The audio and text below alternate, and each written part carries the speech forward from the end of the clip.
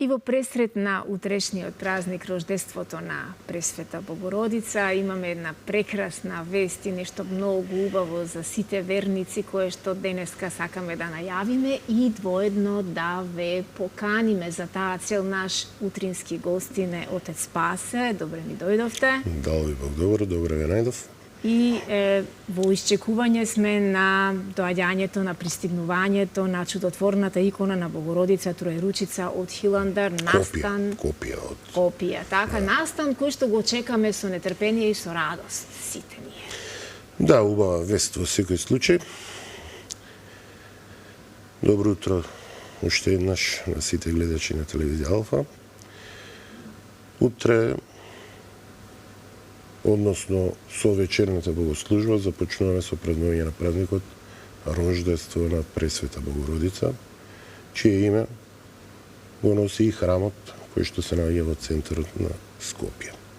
Имено црковната богослужбена година започна на 14 септември или 1 септември по стар стил и еве прв поголем празник во богослужбениот циклус на православната црква е токму Рождеството на Пресвета Богородица, преку која на чудесен начин, на надприроден начин, преку зачнување од Светиот Дух, доаѓа на земјава, односно прима човечко тело, второто лице на Света Троица, Синот Божи, за да ни го покаже патот кон спасението.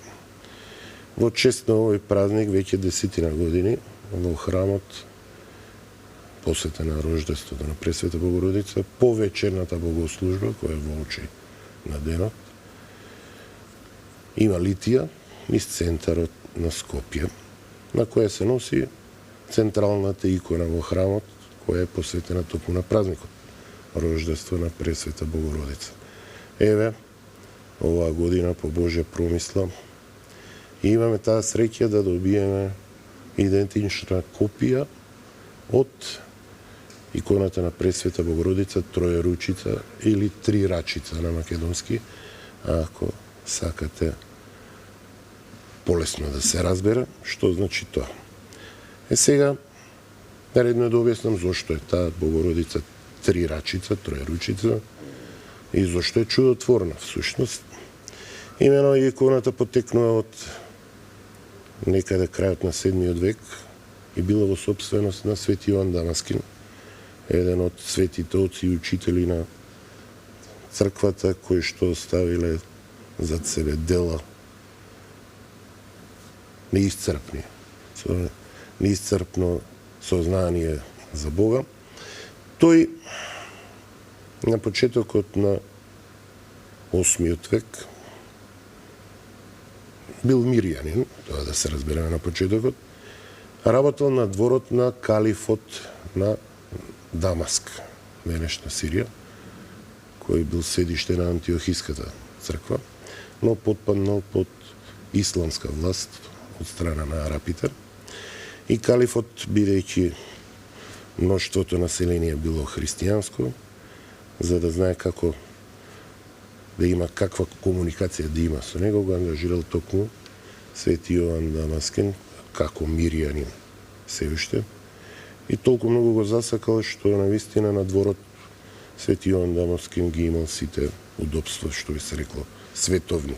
Но бил голем верник и запознаен со христијанската вера. Значи, тоа било периодот од 705 година до 715 тие години владел калифот Валид, дори името негово се знае. Во тој период се појавила иконоборската ерес, една од ересите која што доста долго се задржала во христијанскиот свет, некаде околу 150 години. Иако на Вселенскиот собор, Седмиот Вселенски собор во Никеја 787 година е донесена одлука дека иконите треба и е полезно да се почитуваат, уште 50 години црквата имала борба против иконоборците, значи некаде 150 години. Свети Јоан Дамаскин, кој што бил запознан со верата и ја имал дома во собственост оваа икона, почнал да пише писма и посланија по местните цркви против иконоборството. Таа ере се појавила во времето на византискиот император Лав III Савријанин и Савријанец на него место ќе го сретнете, и тој кога разбрал дека Свети Јован Дамаски на остро зборува против иконоборството, на подобен начин решил да го тргне на страна. Имено до него дошло едно од писмата на Свети Јован, му наредил на калиграфот да го научи неговиот ракопис и напишал писмо до калифот во кое го обвинува Свети Јован дека е против калифот, наводно. И нормално калифот наредил да му се отсече десната рака со која го напишал тоа писмо, и наредниот ден да биде обесен на плоштадот во Дамаск. Бидејќи Свети Јован имал големо влијание во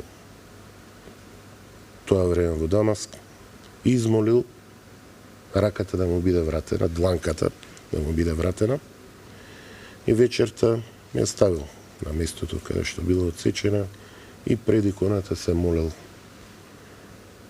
пред Богородица да земе неговата душа и така натаму и така натаму.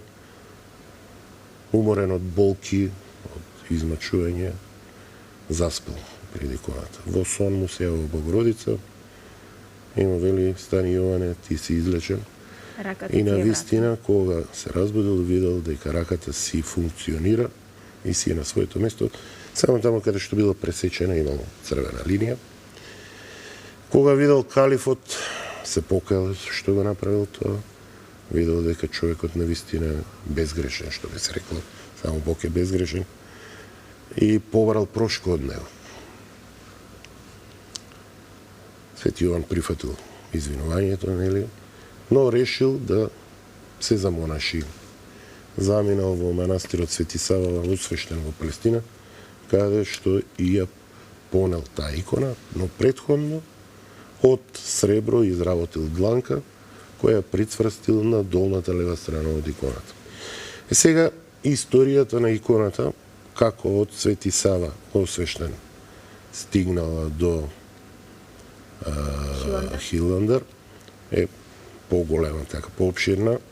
Не знам дали ќе имаме доволно време се да објаснам, но може би ќе немаме, ама да, јас би сакала некој следен пат да говориме, тоа е прекрасно да се слуша. Во времето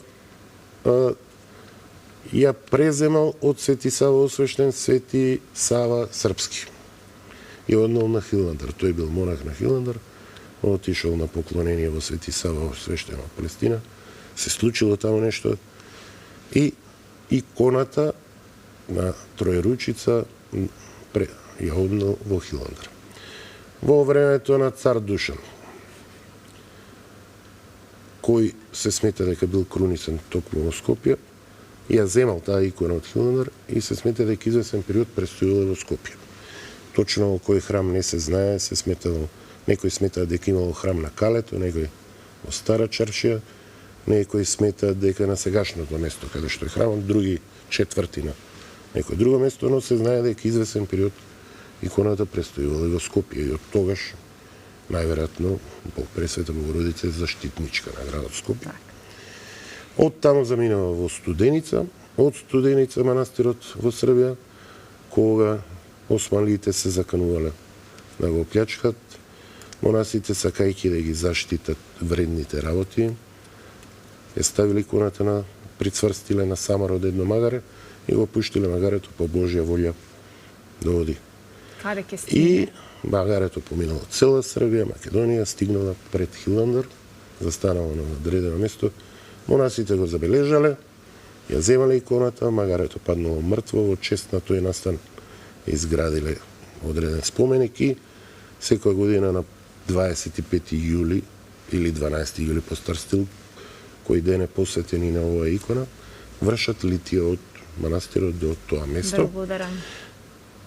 Благодарам на оваа прекрасна хронологија. Навистина беше, за мене беше огромна радост да и се од тогаш слуша останува сето во Хиландер. Да, браво. И директно од И Хиландер. И игуманија на тој манастир, затоа што дошло до кавга кога починал игуманот крајот на 15 век, кој да биде игуман, на чудесен начин иконата од олтарот 3 пати застанувала на местото каде што стоел игуменот за време на богослужбите, и од тогаш е она игуманија на манастирот и има само заменик игумен или проигумен, кој во моментов е отец Методи, кој со дел од братството ќе бидат присутни на вечерашниот настан. Прекрасно, навистина ви благодарам за сето ова со кое не запознавте, не едуциравте и ќе ве предложам да ни доаѓате што почесто на вакви теми, затоа што мислам дека нашите гледачи ќе уживаат. И сега монасите од Света Гора, од Хиландар, денеска заедно со игуменот од Хиландар, пресветениот архимандрит Методи, денеска на 20 септември, рековме во пресрет на рождество на Пресвета Богородица, ќе ја носат копијата од оваа чудотворна икона на Богородица Троеручица, која ќе биде осветена, а потоа ќе се одржува литија низ улиците на главниот град. Значи ги очекуваме сите верници денеска во 17 часот да бидат во храмот на Пресвета Богородица. Секако ќе биде едно црквие, значи само во храмот рождество на Пресвета Богородица ќе има богослужба, така што мноштво свештенство од Скопје ќе биде во тој храм. Верувам и мноштво народ, затоа што гледам дека интересот токму за оваа икона е голем. И да додадам дека оваа икона ќе си остане во нашиот храм. Скопје, инаку оваа икона е подарок од едно семејство и представник од семејството се разбира ќе биде таму, така да огромна благодарност до сите добри луѓе, до сите хумани, големи добри срца кои што навистина и после оваа хронологија со која не запознавте, навистина е фасцинантно како таа повторно благодарение на едни посебни луѓе се враќа во нашиот град. Ги покануваме сите верници, сите добри луѓе да се приклучат денеска. Јас верувам дека и времето ќе се отвори во попладнените часови, така да заедно со оваа чудотворна икона ќе можеме в Скопските улици да направиме една убава поворка и да ја славиме мајката Божја. Ви благодарам многу што бевте наш гостин. Ви очекувам повторно на некоја ваква убава тема да поразговараме и да им го направиме убав денот на нашите гледачи.